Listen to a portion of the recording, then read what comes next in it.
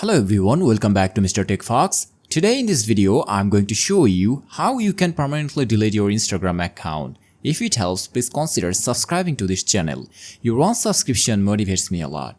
So first of all, you have to install the Instagram app on your phone. If you didn't do it, normally go to the Play Store and search Instagram. After installing the app, normally open it and log in with your username and password.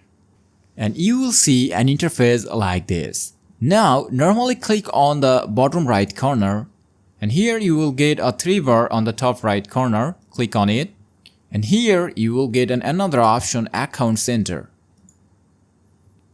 Scroll down and choose Personal Details. From here, you have to choose Account Ownership and Control.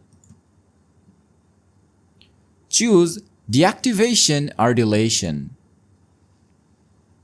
From here, you have to choose your Instagram profile. And now, choose Delete Account. Continue.